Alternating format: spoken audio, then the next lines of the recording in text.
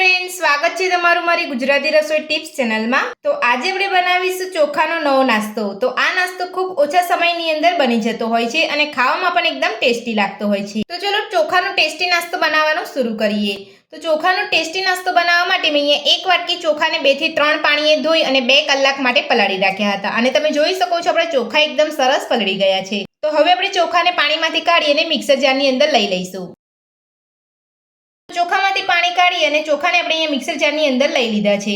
તો હવે આપણે તેની અંદર 2 ચમચી જેટલું પાણી ઉમેરીશું। પાણી ઉમેર્યા પછી આપણે મિક્સર જારનું ઢાંકણ બંધ કરી અને ચોખાને સરસ પીસી લઈશું। તો ચોખાને આપણે અહીંયા પીસી લીધા છે। તો હવે આપણે ચેક કરી લઈશું। તો આ રીતે આપણે ચોખાને પીસવાના છે। તો હવે આપણે પીસેલા ચોખાને એક બાઉલની અંદર કાઢી લઈશું। તો પીસેલા ચોખાને આપણે એક બાઉલની અંદર કાઢી લીધા છે। તો હવે આપણે તેને સાઈડ પર રાખીશું અને હવે આપણે તે જ મિક્સર જારની અંદર આપણે લીલા વટાણા ઉમેરીશું। તો લીલા વટાણા મેં અહીંયા પોણી વાટકી જેટલા લીધા છે। મિક્સર જારનું ઢાંકણ બંધ કરી અને લીલા વટાણાને પીસી લઈશું। તો વટાણા આપણે અહીંયા પીસી લીધા છે। તો હવે આપણે ચેક કરી લઈશું। તો તમે જોઈ શકો છો એકદમ સરસ આપણે અહીંયા વટાણા પીસાઈ ગયા છે। તો આ જ રીતે આપણે અહીંયા વટાણાને પીસવાના છે, વધારે પડતી એકદમ સ્મૂથ પેસ્ટ નથી કરવાની। તો હવે આપણે પીસેલા વટાણાને પીસેલા ચોખા સાથે મિક્સ કરી લઈશું। તો પીસેલા વટાણા આપણે અહીંયા બાઉલની અંદર લઈ લીધા છે। તો હવે આપણે બધું સરસ મિક્સ કરી લઈશું। તો આ રીતે મિક્સ કરવાથી આપણું બંને મિશ્રણ એકદમ સરસ રીતે મિક્સ થઈ જશે અને અહીંયા ગાંઠા પણ નહીં પડે।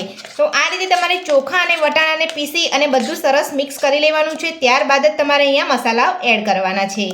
તો બધું જ આપણે અહીંયા સરસ મિક્સ કરી લીધું છે અને તમે જોઈ શકો છો સહેજ પણ અહીંયા ગઠ્ઠા નથી દેખાઈ રહ્યા। તો હવે આપણે તેની અંદર ઝીણા સમારેલા શાકભાજી ઉમેરીશું। તો સૌથી પહેલા આપણે અહીંયા એક વાટકી ઝીણી સમારેલી કોબીજ લીધી છે, એ ઉમેરી લઈશું। તમે તમારા મનપસંદ શાકભાજી અહીંયા લઈ શકો છો। સાથે ઝીણી સમારેલી ડુંગળી ઉમેરીશું। ઝીણા સમારેલા ટામેટા ઉમેરીશું। તો મેં અહીંયા બી કાઢીને ટામેટાને સમારી લીધા છે। સાથે ઝીણા સમારેલા લીલા ધાણા ઉમેરીશું। 1 ચમચી આદુની પેસ્ટ ઉમેરીશું। મેં અહીંયા લીલા મરચાંનો ઉપયોગ નથી કરી રહી। જો તમે અહીંયા લીલા મરચાંનો ઉપયોગ કરવા માંગતા હોય તો તમે કરી શકો છો। તો આદુની પેસ્ટ ઉમેર્યા પછી આપણે અડધી ચમચી તીખું મરચું ઉમેરીશું। મેં લીલા મરચાંની જગ્યા પર અહીંયા તીખું મરચું ઉમેરી રહી છું। નાની 1 ચમચી જીરું ઉમેરીશું। નાની અડધી ચમચી રેડ ચીલી ફ્લેક્સ ઉમેરીશું। તો વટાણાથી ગેસ થતો હોય છે તેના માટે આપણે અહીંયા નાની અડધી ચમચી જેટલો અજમો ઉમેરીશું। જો તમને અજમો ના ફાવતો હોય તો તમે સ્કીપ પણ કરી શકો છો। સાથે જ નાસ્તાને ચટપટો બનાવવા માટે 1 ચમચી આપણે ચાટ મસાલો ઉમેરીશું। ચાટ મસાલાની જગ્યા પર તમે આમચૂર પાવડર પણ લઈ શકો છો। સાથે જ સ્વાદ પ્રમાણે મીઠું ઉમેરીશું। બધું સરસ મિક્સ કરી લઈશું। તો સમારેલા શાકભાજી અને મસાલા ઉમેરીને આપણે બધું સરસ અહીંયા મિક્સ કરી લીધું છે અને આપણે અહીંયા નાસ્તાનું ખીરું બનીને તૈયાર છે। તો હવે આપણે તેની અંદર 2 ચપટી જેટલો બેકિંગ સોડા ઉમેરીશું। બેકિંગ સોડાની જગ્યા પર તમે ઈનો પણ લઈ શકો છો। તો આ રીતે 2 ચપટી જેટલો બેકિંગ સોડા ઉમેરવાથી આપણો નાસ્તો એકદમ સોફ્ટ બનીને તૈયાર થશે। તો સોડા ઉમેર્યા પછી આપણે ઉપરથી 2 ચમચી જેટલું પાણી ઉમેરીશું અને બધું સરસ મિક્સ કરી લઈશું। તો સોડા ઉમેરીને આપણે બધું સરસ મિક્સ કરી લીધું છે અને આપણું નાસ્તાનું ખીરું બનીને તૈયાર છે। તો હવે આપણે ખીરામાંથી નાસ્તો બનાવીશું। તો નાસ્તો બનાવવા માટે આપણે ગેસ ઉપર એક કઢાઈ રાખી છે। તો કઢાઈની અંદર 1 ચમચી તેલ ઉમેરીશું। તેલ ઉમેર્યા પછી આપણે તેલને ગરમ થવા દઈશું। તો તેલ આપણું અહીંયા ગરમ થઈ ગયું છે। તો હવે આપણે તેની અંદર થોડી રાઈ ઉમેરીશું। સાથે જ આપણે અહીંયા થોડા સફેદ તલ ઉમેરીશું। મીઠા લીમડાના પાન ઉમેરીશું અને નાસ્તાનું ખીરું લઈ લઈશું। તો તમારે અહીંયા જે રીતે નાસ્તો બનાવવો હોય એ રીતે તમારે અહીંયા ખીરું લેવાનું છે।